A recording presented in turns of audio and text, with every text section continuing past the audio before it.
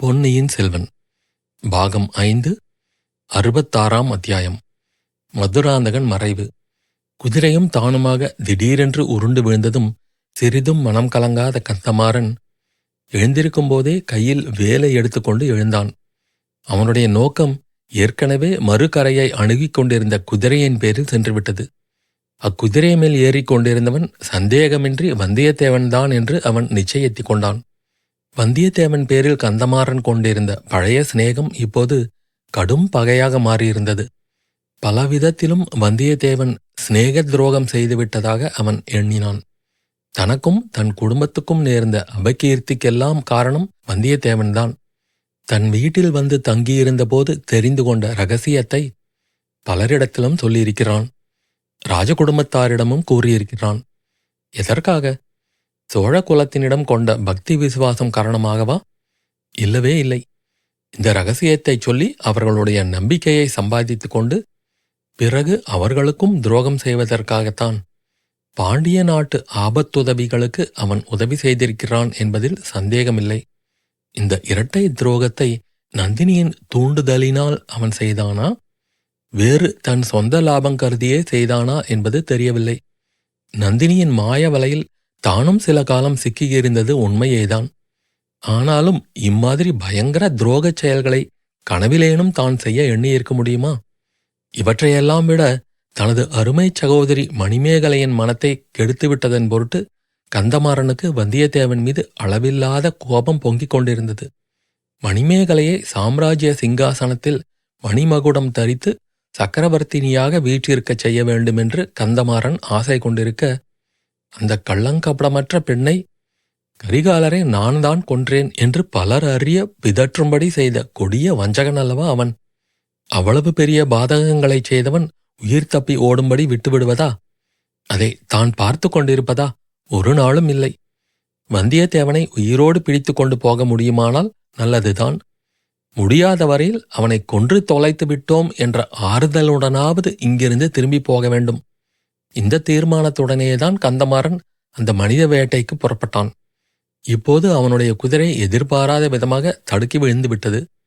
அது இனி பிழைப்பதே துர்லபம். வைத்தியர் மகன் பினாகபாணியின் குதிரைக்கும் அதே கதிதான். வந்தியத்தேவனோ நதியின் அக்கறையை நெருங்கிவிட்டான். பின்னால் வந்த வீரர்கள் அங்கு வந்து சேர சிறிது நேரம் பிடிக்கும். அவர்கள் வந்துவிட்டாலும் வெள்ளத்தை கடந்து அக்கறை சென்று வந்தியத்தேவனை பிடிப்பது இயலாத காரியம். ஆகையால் அவனை கொன்று விடுவது ஒன்றே செய்யத்தக்கது. இவ்வளவு எண்ணங்களும் கந்தமாறனுடைய உள்ளத்தில் சில கண நேரத்தில் தோன்றி மறைந்தன. எனவே தரையிலிருந்து எழுந்து நின்றதும் கால்களை நன்றாக ஊன்றிக்கொண்டு கையிலிருந்த வேலை உயர்த்தி குறிபார்த்து பலங்கொண்ட மட்டும் வீசி எறிந்தான். வேல் வீரென்ற சத்தத்துடன் சென்று கண்மூடி திறக்கும் நேரத்தில் மதுராந்தகன் பேரில் பாய்ந்தது. வீல் என்று சத்தமிட்டுவிட்டு மதுராந்தகன் தண்ணீரில் விழுந்தான். குதிரை மட்டும் தட்டு தடுமாறி கரைமேல் ஏற முயன்றது.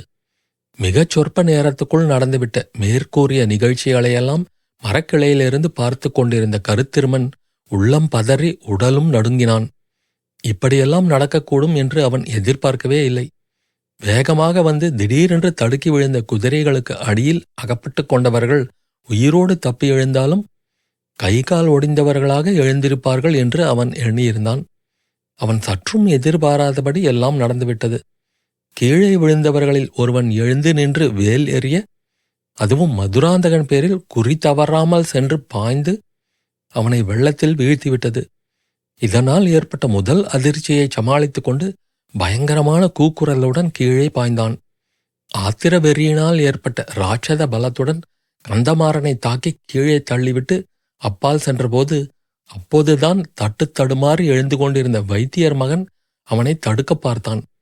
பினாகபாணிக்கு இதற்குள் பிசாசு பயம் நீங்கி மரத்தின் மேலிருந்தவன் கருத்திருமன் என்பது தெரிந்து போயிருந்தது.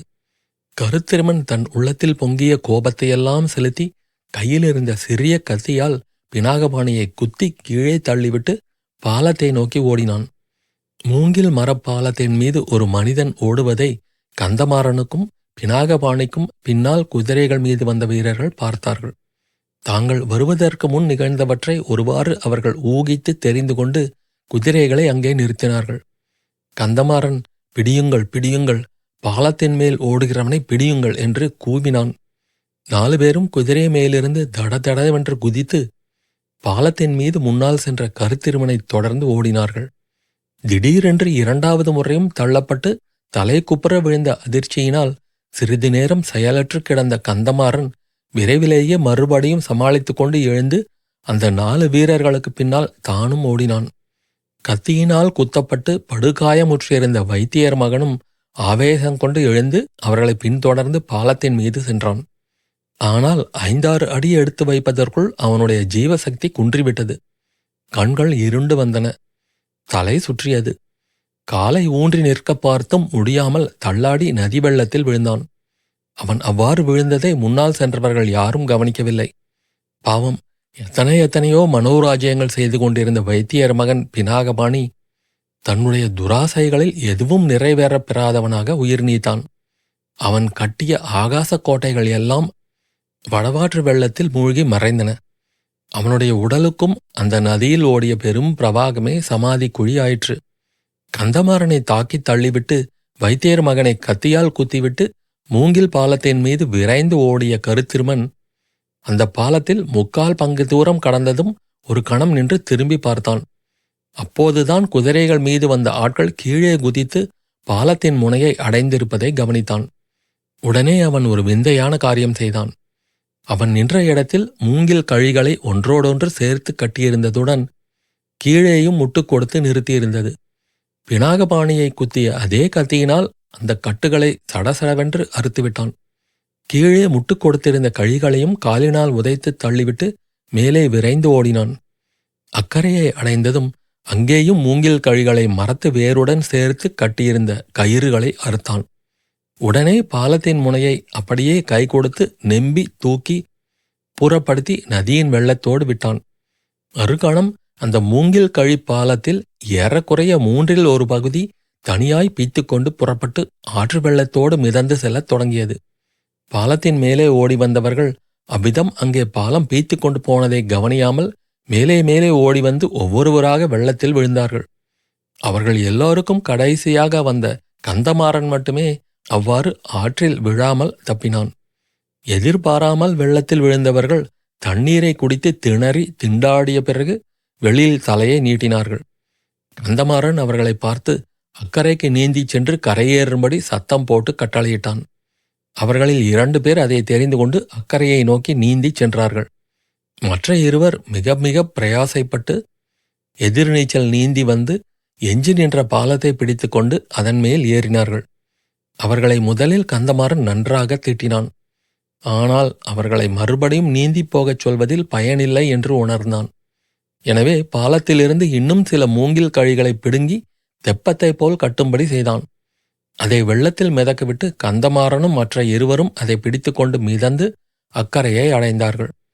அதற்கு சற்று முன்னால் தட்டுத்தடுமாறி அக்கறை சேர்ந்திருந்த மற்ற 2 வீரர்களையும் சந்தித்தார்கள். அவர்கள் தாங்கள் கரையேறுவதற்கு சற்று முன்பே அக்கறை சேர்ந்த மனிதன் இருளில் மறைந்து விட்டதாகவும் 2 குதிரைகள் போகும் காலடி சத்தம் கேட்டதாகவும் சொன்னார்கள். குதிரைகளைத் தொடர்ந்து கால்நடையாகப் போவதில் பயனில்லை என்று தாங்கள் நின்று விட்டதாகவும் அவர்கள் கூறினார்கள். ஆனால் கந்தமாறன் அவ்விதம் நின்று விடுவதற்கு விருப்பமில்லை. வைத்தியர் மகன் கூறிய சிறையிலிருந்த பைத்தியக்காரன்தான் மரத்திலிருந்து குதித்து தன்னை தள்ளிவிட்டு பாலத்தின் மேல் ஓடியவனாக இருக்க வேண்டும். வந்தியத்தேவனை தப்புவிப்பதற்காகவே அவன் அவ்விதம் சாலைக்கு குறுக்கே கயிற்றை கட்டிவிட்டு மரத்தின் மேல் ஏறி காத்திருக்க வேண்டும். தன்னுடைய வேலுக்கு இரையானவன் வந்தியத்தேவன்தான் என்பதில் ஐயமில்லை. அவன் குதிரை மேலிருந்து வெள்ளத்தில் தலை குப்புற விழுந்ததை அவன் கண்களாலேயே பார்த்தாகிவிட்டது. ஆயினும் உயிர் பிரிந்த அவனுடைய உடலை கண்டுபிடித்து பார்த்துவிட்டால் அவன் உள்ளம் மேலும் திருப்தி அடையும். ஒருவேளை தஞ்சாவூருக்கே வந்தியத்தேவன் உடலை எடுத்துக்கொண்டு போனாலும் போகலாம். சோழ குலத்துக்கு மாபெரும் துரோகம் செய்த ஒருவனை கொண்டு வந்த பெருமையை அடையலாம் அல்லவா?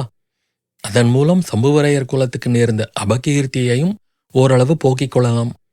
வந்தியத்தேவன் தப்பி ஓடி போக முயன்றது ஒன்றே அவன் குற்றத்தை நிரூபிக்க போதுமான காரணமாகும். ஆதித்த கரிகாலரை கொன்றவன் வந்தியத்தேவன் என்பது நிச்சயமாகிவிட்டால் அந்த பயங்கரமான பழியை சம்புவரையர் குலம் சுமக்க வேண்டியிராதல்லவா? இவ்வாறு யோசனை செய்து கொண்டு கந்தமாறன் வடவாற்றங்கரையோடு கீழ்நோக்கிச் சென்றான். வீரர் 4 அவனை பின்பற்றிச் சென்றார்கள். வந்தியத்தேவனுடைய உடல் எங்கேயாவது கரையில் ஒதுங்கி கிடக்கிறதா என்று பார்த்து கொண்டே சென்றார்கள். இருளடர்ந்த இரவு நேரத்தில் இந்த காரியம் அவ்வளவு சுலபமாக இல்லைதான். ஆயினும் கந்தமாறன் நம்பிக்கையை கைவிடாமல் மேலே மேலே போனான். இவ்வாறு வெகு தூரம் போன பிறகு பெரியதோர் அருவி மலையிலிருந்து விழுவது போன்ற ஓசை கேட்கலாயிற்று. அந்த ஓசை எழுந்த இடத்தை நெருங்கிச் சென்று பார்த்தபோது அங்கே நதியின் குறுக்கே ஒரு கலங்கல் கட்டியிருந்தது தெரிய வந்தது. அவ்விடத்தில் தண்ணீர் தேங்கி நின்று அடுத்தாற்போல் பள்ளத்தில் அதிவேகமாக விழுந்து சுற்றிச் சுழன்று அலை மோதிக்கொண்டு சென்றது. வந்தியத்தேவனுடைய உடல் அதுவரையில் வந்திருக்குமானால் அந்த பெரும் பள்ளத்தில் விழுந்து அமிழ்ந்து போயிருக்கும். மறுபடியும் வெளியில் வருவதற்கு பல நாட்கள் ஆகும். ஒருவேளை வெளிப்படாமலே மறைந்து போனாலும் போய்விடலாம். ஆகையால் இனிமேலும் தேடிக்கொண்டு போவதில் பயனில்லை. இவ்வாறு கந்தமாறன் எண்ணிக்கொண்டிருந்த போதே நதிக்கலங்களை தாண்டிக் கொண்டு வெண்ணிற நுரைமயமாக பொழிந்து கொண்டிருந்த நீரோட்டத்தோடு ஏதோ ஒரு கரிய பொருள் விழுவது தெரிந்தது. ஆஹா, அதுதான் வந்தியத்தேவனுடைய உடலாக இருக்க வேண்டும். இந்த மண்ணுலகை விட்டு ஒரு பெரிய துரோகி ஒழிந்து போனான். அவனுடைய பாவங்களை ஆண்டவன் மன்னிப்பாராக. ஆனால் அது இயலுகிற காரியமா? அவனுடைய பாவங்களை ஆண்டவனால் கூட மன்னிக்க முடியுமா? முடியாது, முடியாது. அவற்றின் பலன்களை அவன் மறுபிறவியில் அனுபவித்தே ஆக வேண்டுமல்லவா? எப்படியாவது போகட்டும். இவ்வுலகத்தில் வந்தியத்தேவனுடைய வாழ்க்கை முடிந்துவிட்டது. இனி அவனை பற்றி நாம் கவலைப்பட வேண்டியதில்லை. தஞ்சைக்கு திரும்பி போய் மற்ற காரியங்களை கவனிக்கலாம். இவ்வாறு கந்தமாறன் முடிவு செய்து கொண்டு வந்த வழியே திரும்பினான். ஆஹா, தஞ்சையிலேதான் அவனுக்கு எவ்வளவு பெரிய ஏமாற்றம் காத்திருந்தது. தான் வேல் எறிந்து நதி வெள்ளத்தில் விழச் செய்தவன் வந்தியத்தேவன் அல்ல, இளவரசன் மதுராந்தகன் என்று அறியும்போது கந்தமாறன் எப்படி திடுக்கிடுவான்? அவன் காலின் கீழ் பூமி பிளந்து விட்டதாகவே தோன்றினாலும் சிறிதும் வியப்படைவதற்கில்லை அல்லவா? அத்தியாயம் முடிவு.